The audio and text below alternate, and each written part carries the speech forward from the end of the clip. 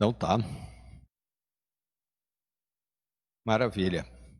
Oi, pessoal. Boa tarde, né? Deus abençoe em nome de Jesus. Eu estava aqui só tentando ajeitar aqui, porque esse púlpito de pedra aqui é bom porque dá para dar umas moquetas nele assim, mas estava fora de posição, aí fica batendo. Já tentou comer numa mesa que fica, quando você põe a mão, ela fica batendo de lado, fica bamba, né? Mas que bom aí, boa tarde, Deus abençoe. Abençoe, Ana, também o pessoal que está aqui com a gente, né? Estou vendo aqui alguns irmãos que estão com a gente. E graças a Deus, né? Mais uma etapa que a gente quer caminhar com você. Hoje, Romanos capítulo 3, né?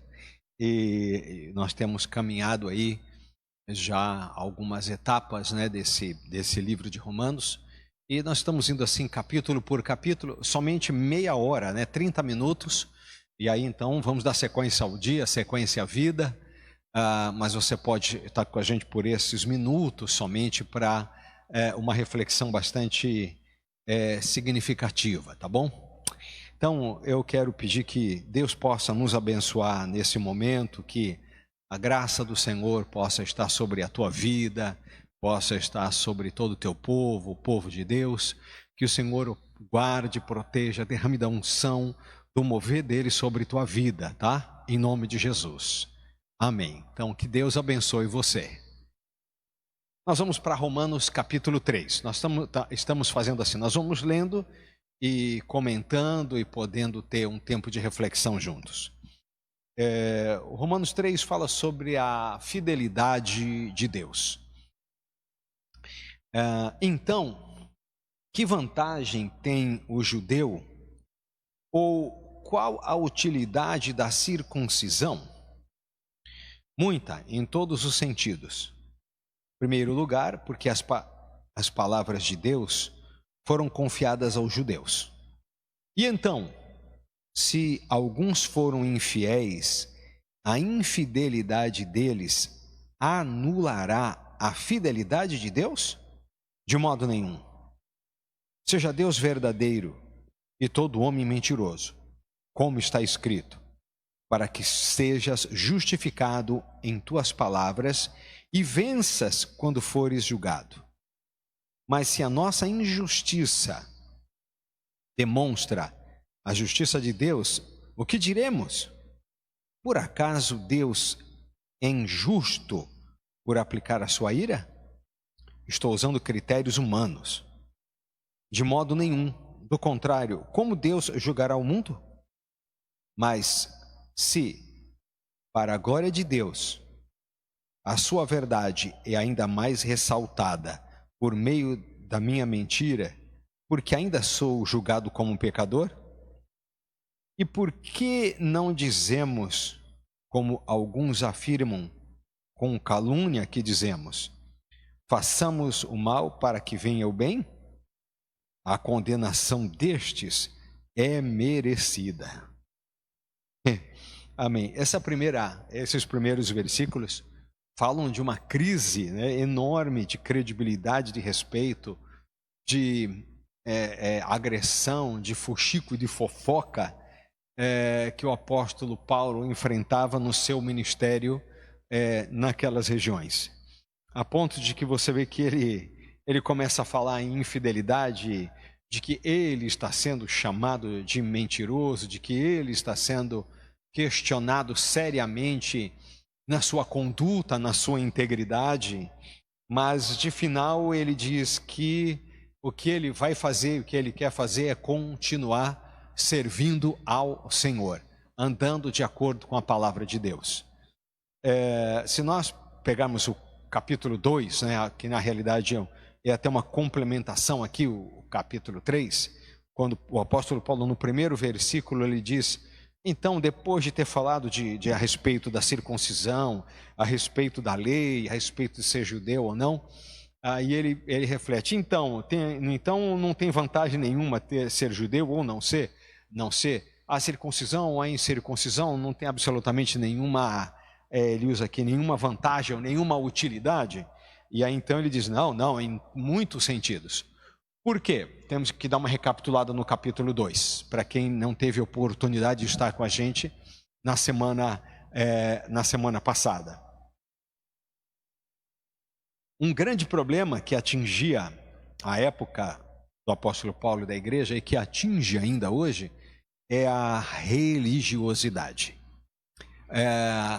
É a sensação de que quando você obedece os preceitos religiosos, você conseguiu, de alguma maneira, méritos com Deus, que é uma teologia muito antiga, muito praticada, muito usada desde a era medieval, que é a teologia dos méritos. Quanto mais coisas boas você faz, mais você tem saldo com Deus. Então, quanto mais você tem uma prática de vitrine religiosa, mais você tem saldo positivo com Deus. Então, a coisa descambou porque, de repente, alguém tinha uma conduta que não agradava a Deus, mas porque depois ele fazia algumas coisas que tinham uma grande aparência espiritual e religiosa, está tudo certo, porque acabou compensando a má conduta com a boa conduta posterior, que na realidade era uma boa conduta intencional e proposital, sem arrependimento, sem mudança de conduta, mas era simplesmente para manter as aparências. E o apóstolo Paulo bate pesado quando ele usa uma expressão, aqui no final do capítulo 2, onde ele diz assim, prestem bem atenção, vocês que são da circuncisão, ou seja, vocês que são do povo de Deus, né? Vocês que se dizem do povo de Deus porque são na carne, porque são no DNA, porque são no contexto de fazer parte dessa nação. E nós, muitas vezes, como cristãos hoje, entramos pelo mesmo caminho. Não, nós somos cristãos, mas a conduta, o caráter, as reações, porque caráter jamais é vitrine, caráter jamais é o que eu digo que eu faço, caráter é o que eu faço sempre quando eu enfrento situações e circunstâncias na minha vida. Aí o caráter se manifesta, aí o caráter se mostra. E quando nós falhamos na conduta de caráter, o que nós precisamos é nos arrepender diante de Deus, pedir perdão porque nós falhamos. Não adianta tentar compensar com uma conduta o dobro de espiritualidade, vamos dizer assim, né? Para compensar a mancada anterior. Isso é muito comum. É muito fácil de acontecer. E nessa época os judeus tinham a marca, né, da circuncisão nos homens como um padrão, como um parâmetro que diz, não, nós somos o povo de Deus, temos a marca, nós temos essa aliança e temos esta marca. E aí então o apóstolo Paulo diz, alguém que veio de uma raiz do judaísmo absurda assim, fantástica. Ele estabelece e diz, veja bem, aqueles que são da circuncisão, que se dizem, que acreditam que são os donos, né, que já é proprietário disso, quando ele age de uma forma indecorosa, quando eles agem de uma maneira inadequada, eles se tornam incircuncisão, apesar de estarem circuncidados na carne. Porque o problema é que o coração dele não foi circuncidado, ou seja, o coração dele não foi tocado, o coração dele não foi impactado, não foi vítima até da ação de corte de Deus na história dele. E aí o outro lado, aí o apóstolo Paulo dá mais um susto ainda enorme no pessoal. E diz assim, agora, quando aqueles que são da incircuncisão, ou seja, aqueles que não têm absolutamente nenhum parâmetro dentro daquele que nós entendemos como sendo da igreja, cristão, quando esses da incircuncisão agem como se, ou seja, a conduta deles é uma conduta de gente que é circuncidada, que é da circuncisão, que foi trabalhada por Deus, que foi tocada por Deus. Então é interessante que o apóstolo Paulo abre aqui um diálogo dizendo assim: muitas vezes o exemplo do correto não está dentro da igreja. O exemplo do que é correto, do que é agir de Deus, não é propriedade daqueles que se dizem de Deus, daqueles que se dizem marcados por Deus, que têm a circuncisão como um selo, como uma marca. Mas eu encontro também naqueles que absolutamente não têm nada a ver com a vitrine de espiritualidade, com a vitrine da circuncisão, mas no coração deles é um coração circunciso, e eles agem, e a conduta deles é autenticada pelo Senhor por conta da sua integridade, por conta da maneira como eles agem. Aí o apóstolo Paulo diz: então, nesse momento, os que são da incircuncisão passam a ser circuncisão. Assustador, né? Ele está mexendo com o quê? Ele está mexendo justamente com esse espírito de religiosidade, com gente que atrapalha a entrada de outras pessoas no céu, porque se coloca na porta estabelecendo parâmetros e padrões, julga, condena e executa ainda as pessoas. E Jesus diz que nenhum cristão tem o direito disso, entendeu? Você ouviu? Nenhum cristão tem o direito de julgar ninguém. Ah, mas eu aprendi assim. Você desaprenda, meu irmão. Você aprendeu errado, você distorceu o que foi ensinado para você, porque eu não acredito que ninguém ensinou para você que você pode ser juiz. Você é testemunha do Evangelho de Jesus Cristo. Essa é a grande verdade. Então nós precisamos realmente desse impacto, impressionante da palavra de Deus. A circuncisão foi algo dado por Deus, estabelecido por Deus, orientado por Deus lá em Abraão. Contudo, apesar e entretanto de algo ter sido dado por Deus, estabelecido, instruído por Deus, no caminho o homem conseguiu distorcer, conseguiu criar uma sistemática que mudou a essência e a razão pela qual acontecia, Deus estabeleceu a circuncisão. E você encontra mesmo no Antigo Testamento a palavra falando que a verdadeira circuncisão é a do coração e não a da carne. E essas são, eu acredito que alguns momentos de surdez que os cristãos têm até hoje. A verdadeira espiritualidade, ela passa por onde? Você vê, por exemplo, o caso do jejum. A palavra de Deus diz: sabe qual é o verdadeiro jejum? Você encontra isso nas palavras de um profeta no Antigo Testamento. Que vocês parem de apontar o dedo. O que é apontar o dedo? Julgar. Que vocês parem de estabelecer parâmetros que eu não estabeleci, a olhar a causa do órfão, da viúva e assim por diante. Esse é o verdadeiro jejum. Ele diz: o verdadeiro jejum que eu escolhi não é que você faça a cara de que está com fome, faça a cara de espiritual porque você está jejuando, que coisa assustadora, Nós estamos falando de um profeta do Antigo Testamento falando isso. Não faça cara de que está jejuando, cara de contrito, quebrantado, porque Deus olha para o coração. Não adianta fazer a cara que Deus conhece o que está dentro do coração, é só para aparecer. Assustador, E então no capítulo 3:1 ele diz: então que vantagem tem?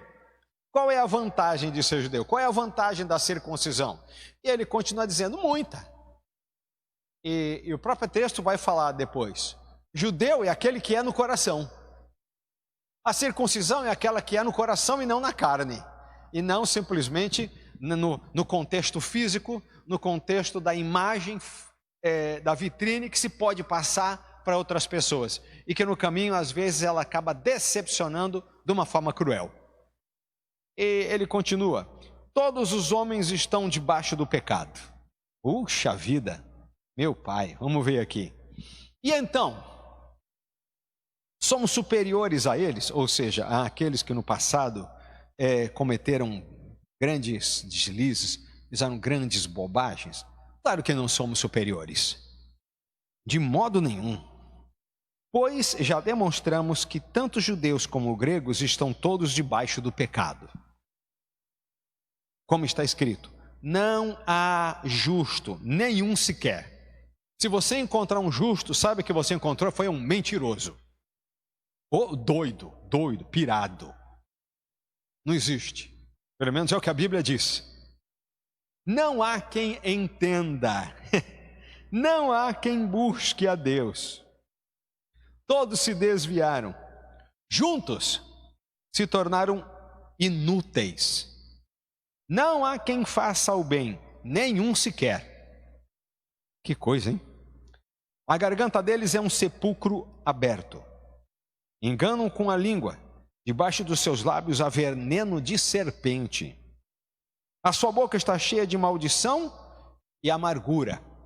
Os seus pés se apressam para derramar sangue. Nos seus caminhos há destruição e miséria. E não conhecem o caminho da paz. Não possuem nenhum temor de Deus. Ora, sabemos que tudo o que a lei diz é para os que estão debaixo da lei, que ela diz, para que toda boca se cale e todo mundo fique sujeito ao julgamento de Deus, porque ninguém será justificado diante dele pelas obras da lei, pois pela lei vem o pleno conhecimento do pecado. Fantástico, né? Revelador, perturbador para muitos. Quando eu leio esse texto aqui, eu lembro de Jesus dizendo para aquela multidão que é capaz de, em um dia de calor, em um dia de sol, saírem da sua casa para matar apedrejada uma mulher, pega em um pecado terrível, mas no final do episódio, todos eles eram tão terríveis quanto aquela mulher, porque o que Jesus diz? Quem não tiver pecado, que atire a primeira pedra. E nenhum deles teve autoridade para jogar a primeira pedra. E Jesus, que era o único que tinha toda a autoridade ali, disse para aquela mulher: onde estão teus acusadores, mulher? E ela diz: ninguém me condenou. E aí então Jesus diz: nem eu tampouco te condeno. Vai e não peques mais. Que coisa linda para a gente, né? E que vergonha para a gente. Porque quantas vezes nosso coração nós nos enquadramos em algum nível aqui de falha nesse contexto aqui. Ninguém pode dizer que os seus caminhos são sempre caminhos de paz. O único no qual não há sombra de variação é em Deus. Para isso aqui a gente precisa dar um salto até o Jardim do Éden. Uma das estratégias das mais terríveis e das mais devastadoras na história da humanidade foi o diabo convencer a Eva e depois então, em segunda instância, convencer a Adão, porque ele acabou sendo convencido no mesmo processo, porque da mesma maneira ele foi tentado, da mesma maneira ele foi seduzido para ir naquela direção. Eles comem da árvore que é a ciência, ou seja, a capacidade do bem e do mal. As pessoas às vezes acham, então, se o homem não comesse do fruto da árvore, da ciência do bem e do mal, nós não saberíamos o que é o mal? Claro que não, irmãos, porque senão ia ser todo mundo inimputável, incapaz mentalmente. Isso é uma bobagem pensar assim. O problema não é esse, não é isso que a Bíblia está falando.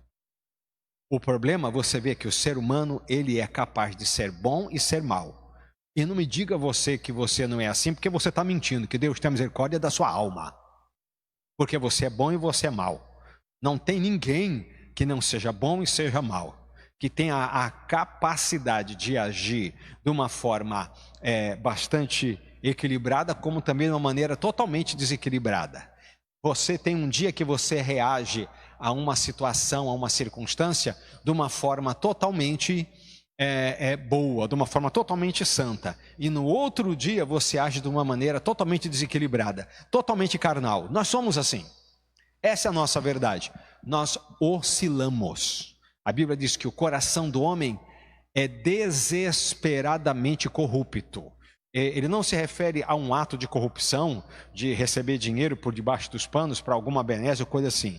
A corrupção que se refere é que o coração do homem, ele altera, ele muda, ele tem uma postura hoje, amanhã ele está negociando, ele é tentado, ele é de todas as formas acossado para ir numa outra direção.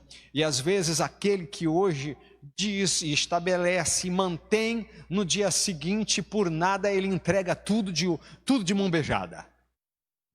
O único que tem todo o poder e autoridade sobre o bem e o mal é o nosso Senhor, é o nosso Deus, é Jesus. Tem a chave da morte e do inferno na mão. Agora você veja que em Deus não há sombra de variação. Deus jamais vai agir de uma forma má ou de uma forma boa. Ele é o justo juiz. Significa que ele está em equilíbrio.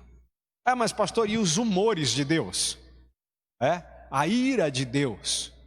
Irmãos, a ira de Deus ou os humores de Deus, mesmo quando ele está irado, mesmo quando ele está decepcionado, da mesma maneira ele continua agindo com fidelidade, integridade, verdade e justiça. Deus continua sendo justo, mesmo quando nós somos injustos. Deus continua sendo fiel, mesmo quando nós somos infiéis. A Bíblia diz, tudo que você plantar, você vai colher.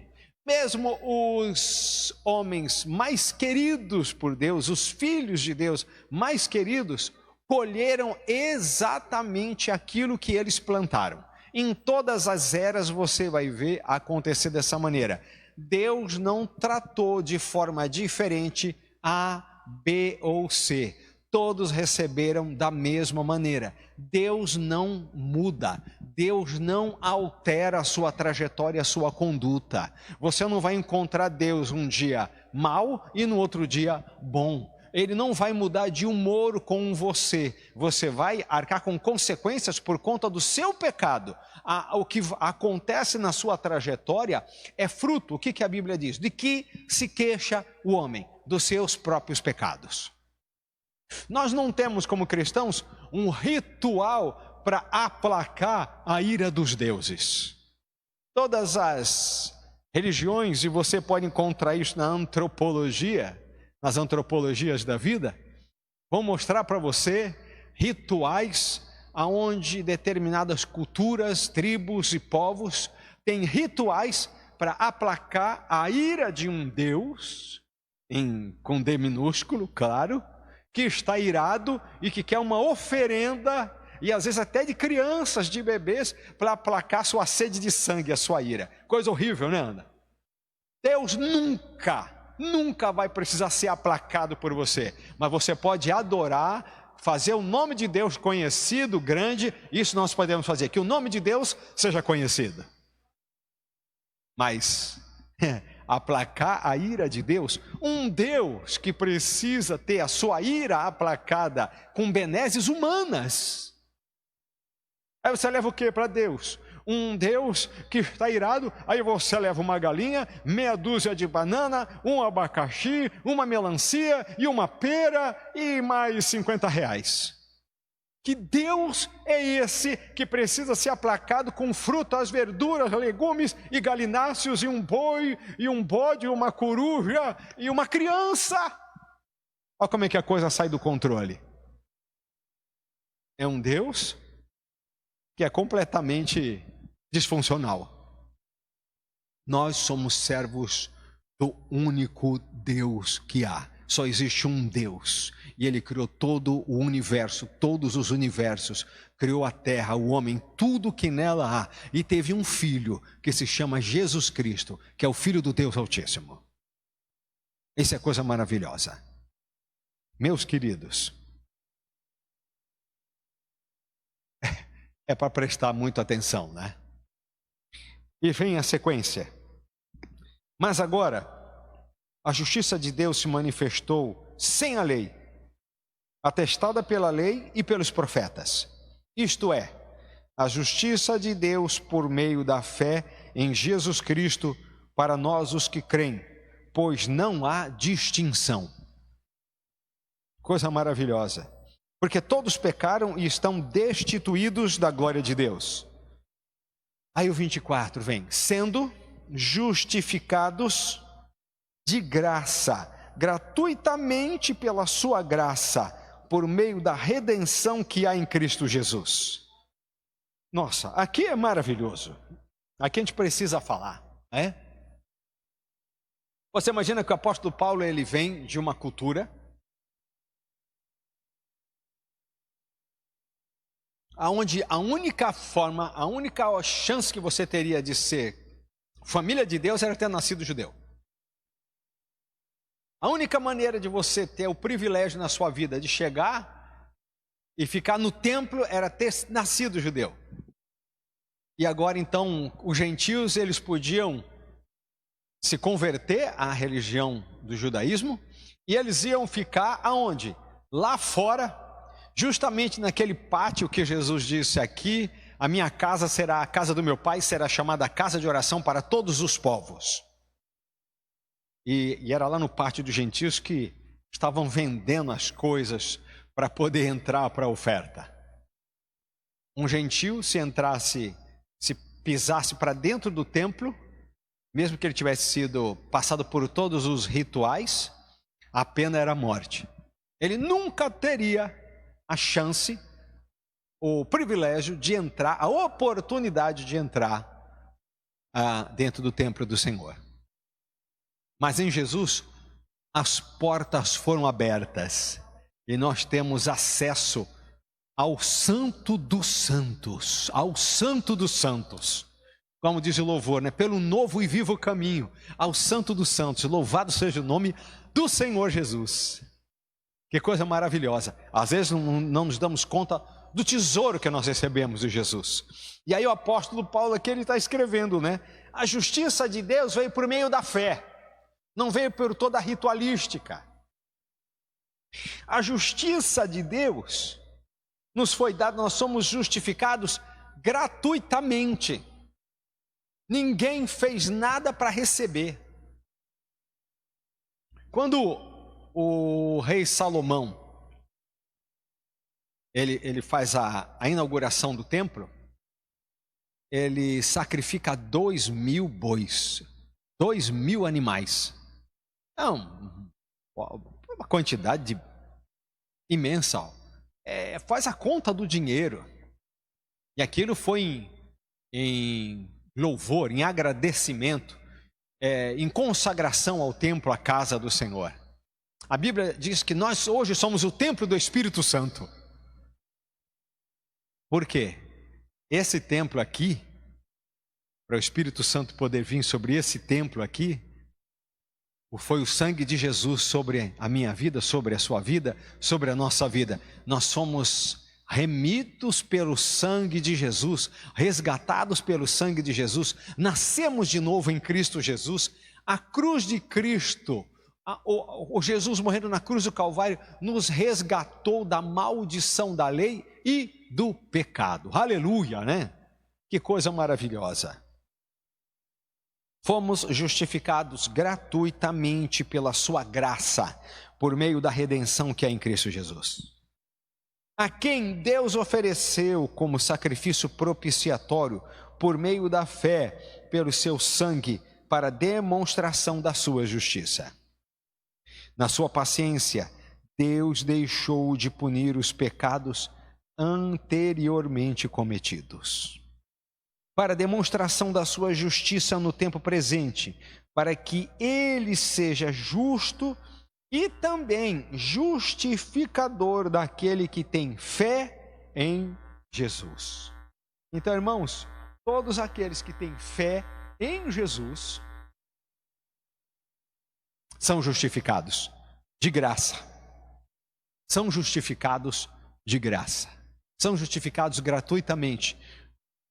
Gratuitamente para você, né? Mas custou o sangue de Jesus. O que você está recebendo, sem esforço nenhum, custou o sangue de Jesus na cruz do Calvário. Custou o sacrifício dele derramado por você. Continuemos, só mais uma parte aqui. Glória a Deus. Para demonstração da sua justiça no tempo presente, para que ele seja justo e também justificador daquele que tem fé em Jesus. Assim, onde há motivo para orgulho, foi excluído. Por qual lei? Das obras? Não, mas pela lei da fé. Então nós concluímos que o homem é justificado pela fé, sem as obras da lei. Ou seja, você ainda pode até querer, por opção, carregar uma série de prescrições, uma série de condutas, mas nenhuma delas tem peso espiritual, agrega nada de crescimento espiritual para você. Infelizmente, meu irmão, eu te dou essa notícia. O que agrega crescimento espiritual para você é você olhar para Jesus, que é o autor e o consumador da sua fé. Eu não estou dizendo que você tem que ter uma conduta profana. Você tem que ter modos mundanos. Acho que você me entende, né? Mas que não adianta você querer ter só uma vitrine, mas o outro lado você não buscar. Porque a presença do Senhor Jesus no seu coração, no seu interior, que vai manifestar uma conduta exterior mudada e transformada. O que começa de fora para dentro não altera, não muda nada. Agora o que vem de dentro para fora, aí sim, aí muda, aí altera. Porque a Bíblia diz que nós somos conhecidos pelos frutos. Quando você tem o Espírito do Senhor, você dá frutos. E não é só frutos nos minutos que nós estamos no culto na igreja. Você vai ter frutos na sua vida no dia a dia. Amém? Quero orar por você agora em nome de Jesus. Glória a Deus. Meu Pai, eu quero abençoar os irmãos que estão com a gente aqui nessa meia hora. Temos aqui a irmã Cláudia Pereira, a Ana está aqui com a gente, o Márcio, a Thaís. Temos aqui 10, 11, 12, 13 irmãos que estão com a gente. Que você seja abençoado, fortalecido, renovado pelo Senhor. E queremos continuar na próxima semana, também novamente sobre a Epístola de Romanos, capítulo 3. Nós vamos depois até o versículo 29 e 30 em diante. Deus abençoe a sua tarde e que hoje à noite as células sejam uma bênção, tá? Deus abençoe. Deus abençoe também, Ana. Deus abençoe. A paz, irmãos. Um abraço.